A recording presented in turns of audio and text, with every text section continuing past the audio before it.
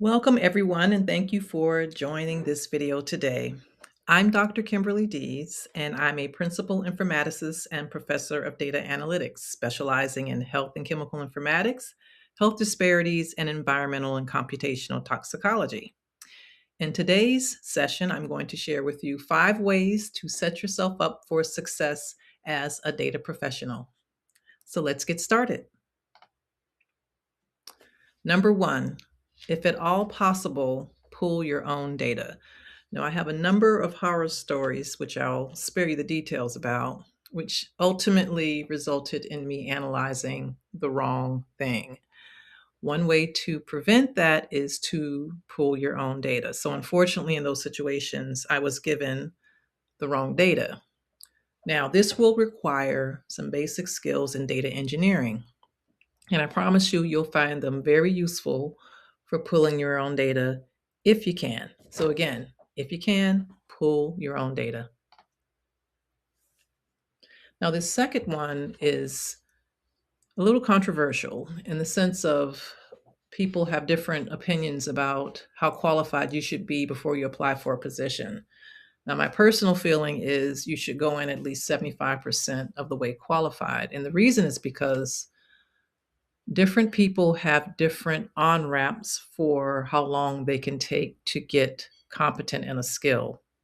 So the more qualified you are in the work of the job description, the better your chances of getting up to speed in the time that you need to do it. Now, with that said, if you really feel committed to this position, you're very interested, then go for it. If you're only 25% qualified or 50% qualified and you really feel a commitment to this position, go for it. Just understand that your on-ramp for getting up to speed will vary. Next point. View the data before making promises on timeline. Now, this is one which can be very tricky and hard to navigate in most workplace settings because most supervisors, program managers want the work analyzed yesterday.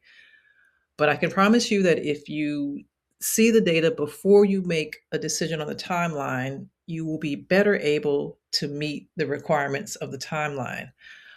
This should be common sense in my personal opinion. Unfortunately, it's not. And oftentimes it's the difference between having a supervisor who has experience in analyzing data and one who does not. So at this point, to emphasize, view your data before making promises on timelines. And if you are forced into making a timeline, give yourself as much time as you think you may need if you don't have the luxury of having seen the data first. Related to the previous point, when you can, give yourself 2 times the amount of time you think you'll need to finish your task. This one is to allow room for changes in the what the ask is from the stakeholder as it relates to the analysis. Also, technical difficulties. Things happen when you're working in data. Sometimes something as simple as an update can interfere with one's ability to finish an analysis task in a timely manner. So that's why you want to always give yourself twice as much time as you think you'll need to get it done. In this situation, it's better to get things done early than late. And the last point is to acquire one new skill every year. So this has more to do with the fact that anyone that's working even remotely in AI, or even if you're not, if you're paying attention to the news, you know that AI is constantly changing. And the job market for data professionals is changing even more so. So the way to keep up is to acquire at least one new skill every year, get a certificate, which will demonstrate your competence in that skill. And the honorable mention is to report to experienced data professionals, preferably subject matter experts. So this has a lot to do with actually understanding timelines. A SME will understand those things. A SME will understand what tools may be best for you to use. A SME will understand how to guide your career to the next level, should you desire that. And so this one tends to be very important in my personal opinion and can be the difference between a workplace where you thrive and succeed and one where you don't.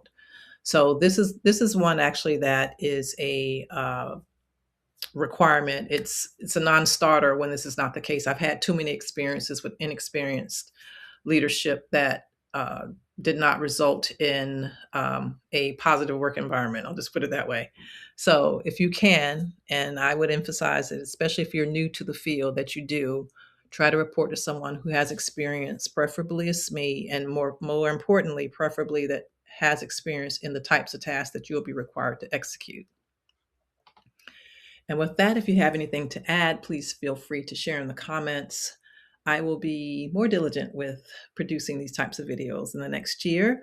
So feel free to subscribe if you want to stay on top of data tips, which I'm going to try to drop every week, but may realistically only be able to do every 2 weeks. And with that, here is my contact information. I am on Substack, where I have a newsletter, The Health, the Environment, and the Data. I'm also on LinkedIn, Threads, YouTube, and Blue Sky.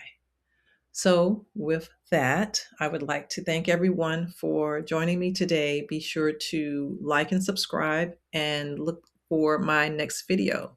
Thanks again for joining.